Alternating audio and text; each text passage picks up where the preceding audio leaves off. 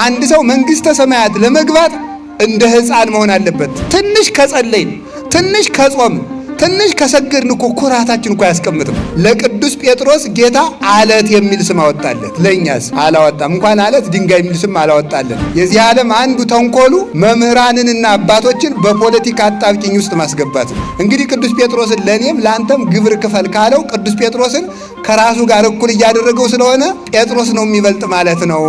ቁርጡን ይንገረን ዛሬ አሉ ሐዋርያት። ከጉድጓድ ውስጥ የሚኖር ሰው ፀሐይን ማየት እንደማይችለው ሁሉ የገዛ ክብሩን የሚያይ ሰው የእግዚአብሔርን ብርሃን ማየት አይችልም። ሁሉም ሰው የኔ ዘር ታላቅ ነው ይላል።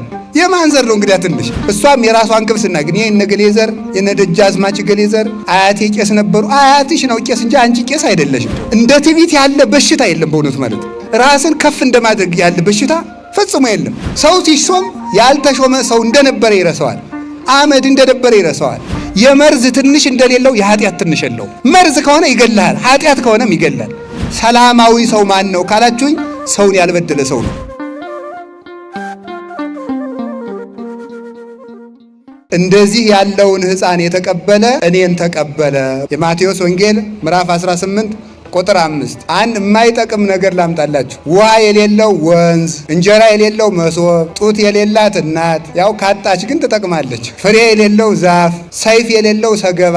ሰገባ አታውቁም? የሰይፍ መግቢያው ማለት ነው። ትጥቅ የሌለው ወታደር አሉ። የወታደሮችም በምን ይዋጋል? በምንም አይዋጋም ማለት። ቃለ እግዚአብሔር የማይዝ ክርስቲያን እንደዚያ ነው ማለት። አጋንንትን ማሸነፍ አይችልም። አጋንንት በህሊናው ክርክር ባነሱበት ጊዜ የኛ ሰልፋችን፣ ጦርነታችን ከአጋንንት ጋር ነው።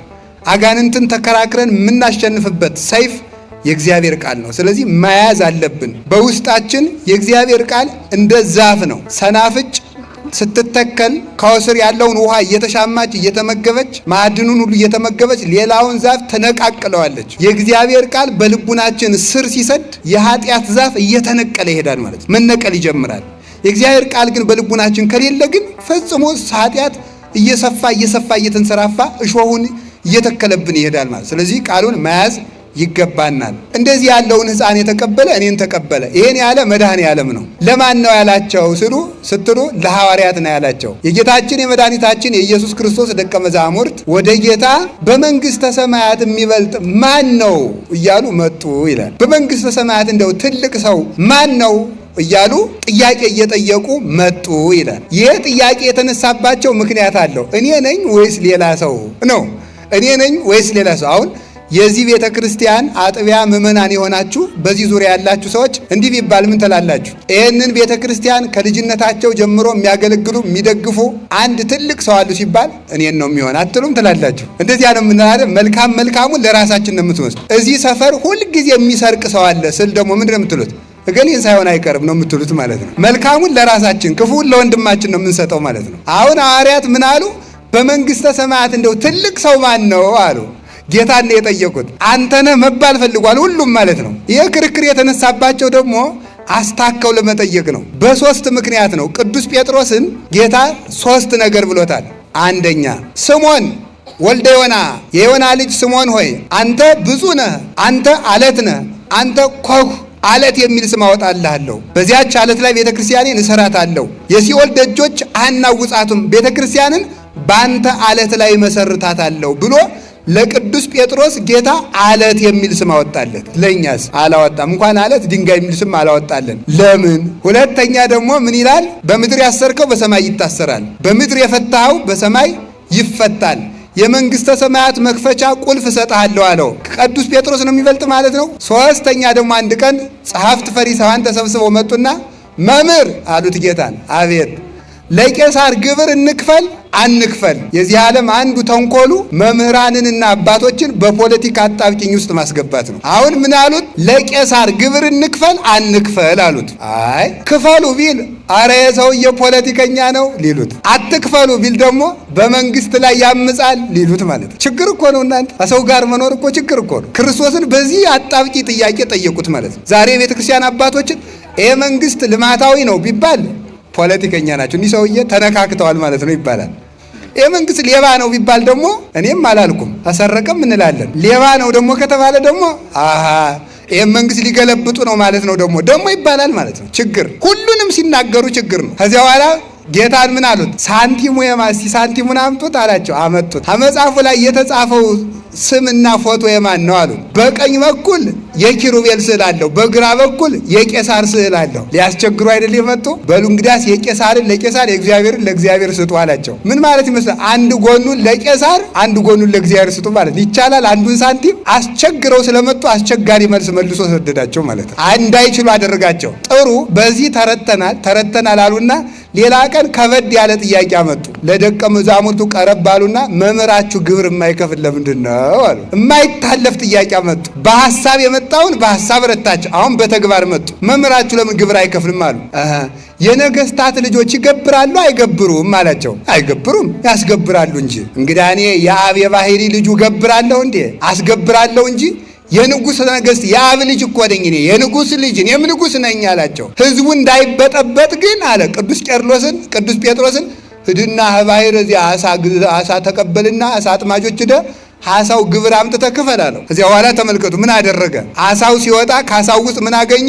ወርቅ ዲናር አገኘ። እዚያ በኋላ ያንን ከፈለ። ምን አደረግ መሰላችሁ? ህግን ማክበር ስለሚገባው የህግ ባለቤት ስለሆነ ግብር ከፈለ። ጌትነቱን ለመግለጥ ግን ለእኔ ባህር ትገብርልኛለች እናንተ ገብር ትሉኛላችሁ አላቸው። እኔ ባህርን የማስገብር የባህር ፈጣሪዋ ነኝ። እንስሳት አራዊት ለእኔ አውቀው ይገብራሉ። ምድር ትገብርልኛለች። ሰማይ ለእኔ ይገብራል። እግዚአብሔር የፈጠራቸው ፍጥረታት ሁሉ የምስጋና ግብርን ለእግዚአብሔር ያወጣሉ። ለኔም ላንተም ክፈል ብሎታል ቅዱስ ጴጥሮስን። እንግዲህ ቅዱስ ጴጥሮስን ለኔም ላንተም ግብር ክፈል ካለው ቅዱስ ጴጥሮስን ከራሱ ጋር እኩል እያደረገው ስለሆነ ጴጥሮስ ነው የሚበልጥ ማለት ነው። ቁርጡን ይንገረን ዛሬ አሉ ሐዋርያት። ሶስት ነገር ለይቶ ስላደረገለት ዛሬ ቁርጡን ማወቅ አለብን። ማን ነው ትልቅ ብለው ጠየቁት። እሱ ደግሞ ነገሩን ከጉዳይ ያወጣና ነገሩን ጴጥሮስንም ሳይጠራ ዮሐንስንም ሳይጠራ ቶማስንም ሳይጠራ ሌላውንም ሳይጠራ አንድ ሕፃን መጣና ከመካከላቸው አቆመ። ሕፃን ነው። ያን ሕፃን አቆመና ምን አላቸው? እውነት እውነት እላችኋለሁ ካልተመለሳችሁ እንደዚህ ሕፃን ካልሆናችሁ መንግሥተ ሰማያት አትገቡም አለ። እንደዚህ ሕፃን ራሱን ዝቅ ያደረገ ሰው በመንግሥተ ሰማያት ትልቅ ሰው የሚባለው ይህ ነው አላቸው። እንደ ሕፃን ካልሆናችሁ መንግሥተ ሰማያት አትገቡም አላቸው። እንደ ሕፃን ካልሆናችሁ ማለት ምን ማለት ነው? ይችን ልንገራችሁ። አንድ ሰው መንግሥተ ሰማያት ለመግባት እንደ ሕፃን መሆን አለበት። ሕፃናት አላችሁ? ዛሬ የሕፃናት ቀን ነው። በእውነቱ እንደ ሕፃን ካልሆናችሁ መንግሥተ ሰማያት አትገቡም። የሕፃናትን ጠባይ አንድ ሁለት ሶስት ልንገራችሁ። አንደኛ ሕፃናት አንዱ ጥሩ ጠባያቸው ምንድን ነው? አማኞች ናቸው። ምኖች ናቸው? አማኞች ናቸው። ሁሉ እንደሚያምኑት ማለት ነው። ይሄንን ወስጄ ይሄ ስሙ እንግዲህ ተቀርጾ መስቀል ነው፣ ግን እንጨት ነው። ይሄ ወርቅ ይባላል ብለው እሺ። ማን ነው እንደዚያ የሚለው? ሕፃን ማለት ነው። ይሄ ሰው ነው ስሙ ብለው እሺ ነው የሚለው ማለት ነው። ሕፃን አማኝ ነው። ሃይማኖት ይኖራችሁ ማለት ነው። እንደ ሕፃናት ያለ ሃይማኖት የለው ሰው የለም። እነገሌ ቤት ጅብ ታስሯል ቢባል እሺ ማን አመጣው አይል፣ እነማን አመጡት አይል፣ ምን ይበላል አይል፣ ሰዎቹ እንዴት ቤታቸው ሲያስቀምጡት አይበላቸውም አይል፣ ዝም ብሎ ማመን ማለት ነው። ሕፃን አማኝ ነው። ስለዚህ እመኑ፣ ሃይማኖት ይኖራችሁ። አሁን ለዚህ ነው ኦርቶዶክስ ተዋሕዶ ቤተክርስቲያንን የሚነቅፉ ከኛ ቤተክርስቲያን ውጭ የሆኑ አንዳንድ ሰዎች ምን ይላሉ? ኦርቶዶክስ ተዋሕዶ ቤተክርስቲያን ሕፃናትን ለምን ታጠምቃቸዋለች? መጀመሪያ እምነት መቅደም አለበት ይላል። ለመሆኑ የሕፃንን ያህል የሚያምን ሰው አለ? በፍጹም የለም። ሕፃን ምንም ጥርጥር የሌለበት አማኝ ሕፃን ነው። ጥርጥር የሌለበት ሃይማኖት ከሌላችሁ መንግሥተ ሰማያት አትገቡም ማለት ነው። ሕፃን አይፈራም፣ ያምናል። በፍጹም ነው የሚያምን። ሁለተኛ ደግሞ ሕፃን ምን በላ ምን ጠጣ፣ የሚቀጥለው ዓመት ምን ይሆናል ብሎ አይጨነቅም። ዘንድሮ ድርቅ ይሆናል፣ ፖለቲከኛ በዛ፣ ሰው ተፋጀ ብሎ ይጨነቃል? አይጨነቅም፣ ፈጽሞ አይጨነቅም። ለዚህ ዓለም አትጨነቁ፣ ለሰማይ መንግሥታችሁ ተጨነቁለት። የሰማይ መንግሥት ስትፈልጉ የምድር መንግሥት ይሰጣችኋል። የሰማይ ሰላም ስትፈልጉ የምድር ሰላም ይሰጣችኋል። የሰማይ ሀብት ስትፈልጉ የምድር ሀብት ይሰጣችኋል። ስለዚህ ለዚህ ዓለም አትጨነቁለት ለማለት አንዱ የሕፃን ጠባዩ ይሄ ነው። ሕፃናት አይጨነቁም። ሶስተኛ ደግሞ ሕፃናት ለክብራቸው አይጨነቁም። አይገርማችሁ? አንጥፉልኝ አይሉ፣ ጎዝጉዙልኝ አይሉ፣ ተለቅ ያለውን ወንበር ለእኔ ስጡኝ አይሉ፣ ዝም ብለው ደው ጉቸዝ ያለ ማለት ከጭቃው ላይ ሁሉ ማለት ነው። ለክብራቸው አይጨነቁም። ትውት ናቸው ማለት ነው። ቁጭ ብሎ ጭቃው ላይ ማለት ሰው በወርቅ ተቀምጦ እነሱ ሄደው ጭቃው ላይ ቁጭ ይላሉ።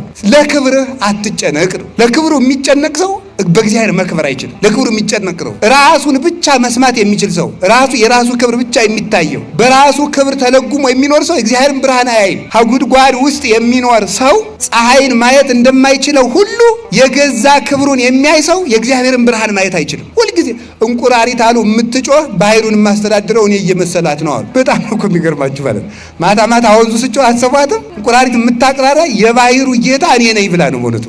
ግን የሚያኖራት ማን ነው? ባህሩ ነው የሚያኖራት። ባህሩ ያኖራታል እንጂ እሷ ባህሩን አታኖረውም። ሰው ከሌለ ዘንድ እኛ ነው ሰው የሰው በላይ የሆን ይመስልናል በእውነቱ ማለት ነው። ስለዚህ ትንሽ ከጸለይን፣ ትንሽ ከጾም፣ ትንሽ ከሰገድን እኮ ኩራታችን እኮ አያስቀምጥም። ስንፈርድ ገና መጸለይ ከመጀመራችን ሳምንት ሳይሆነን እገሌ እኮ አይጸልይም። ገና መጾም ከጀመራችን 3 ቀን ሳይሆነን እገሌ እኮ አይጾምም። አየሁ ይሄን አውደልድል ስንት ቤተክርስቲያን እየጠፋ ይላል። ተመልከቱ። አንዲት ሴትዮ ገዳም ዕለቱን ገብታ አሉ እሳት እየሞቀች እሳቱ ፍንጥር ብሎ ፈጃት አሉ። ፍንጥር ብሎ ሲፈጃት ዕለቱን ገዳም የገባችለት ነው። እናንተ እኛን ጻድቃኖችን እንዲህ የበላ በዓለም ያለውንም እንዴት ሊያደርገው ነው አለች።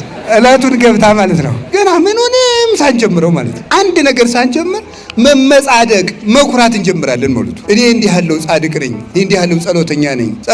ጸበልጅ ብዙ ገዳማት ታውቃለህ። ብዙ ገዳም ነው የምታውቅ እንጂ ገዳማዊ አይደለም። ብዙ ገዳም ልዞር ትችላለህ፣ ግን ገዳማዊ ግን አይደለም። እንኳን ጸሎተኛ ልንሆን ስለ ጸሎት እንኳን እውቅና የለንም። ስለዚህ ስንመጻደቅ ስንመካ ሕፃን ልጅ ለራሱ ክብር አይጨነቅም። አሁን ዓለምን የሚያፋጀው ምንድን ነው? ለራሱ ክብር መጨነቅ ነው። ሁሉም ሰው የኔ ዘር ታላቅ ነው ይላል።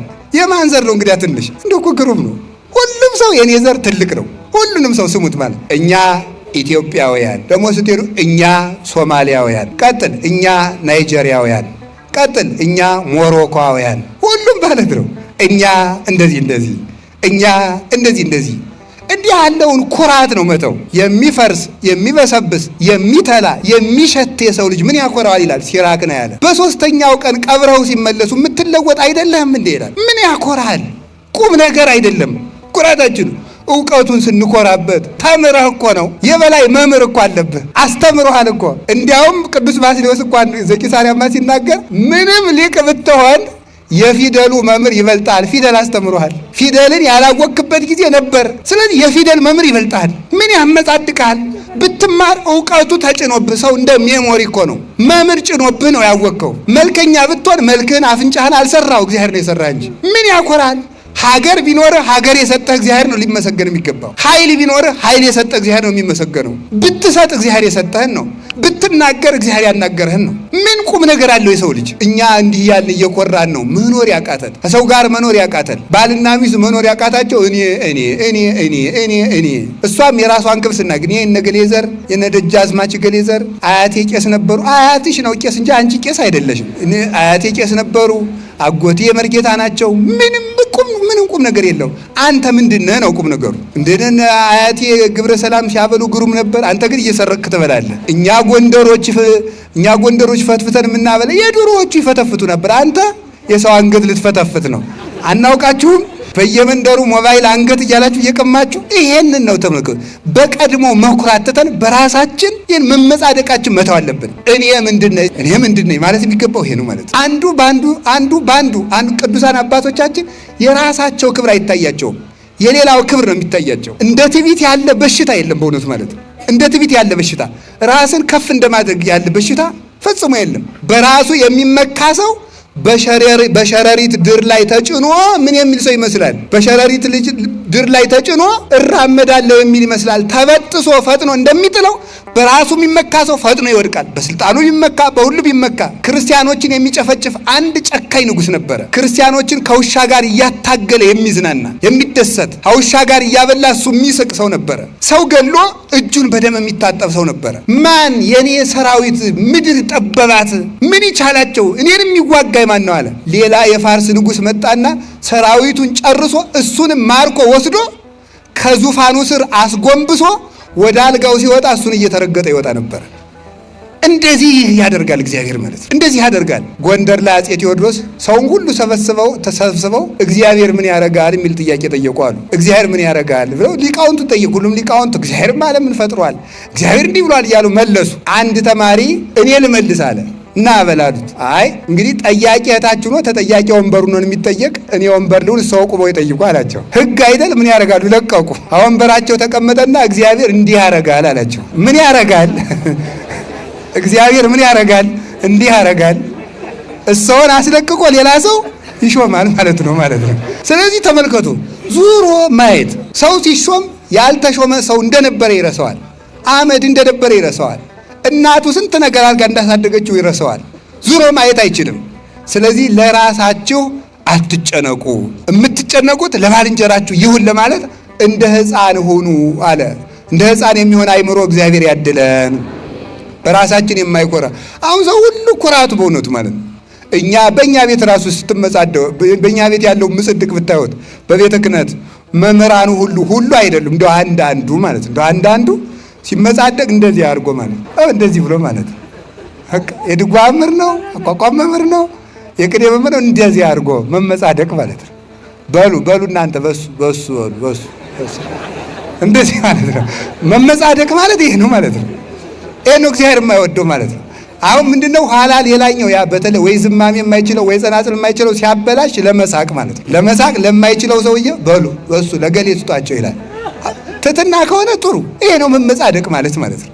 ስለዚህ በራስ መኩራት፣ በእውቀት መኩራት፣ መመጻደቅ። እናንተም ትመጻደቃላችሁ። ዲያቆኑ ይመጻደቃል ሲቀድስ ንስማ በውጭ ነስማይ ማይኩ ቀረጸው ይላል ማለት ነው። ሊል ይችላል ነው። እዚህ ያሉ ዲያቆናት አይሉ እንደዚህ ማለት መመጻደቅ።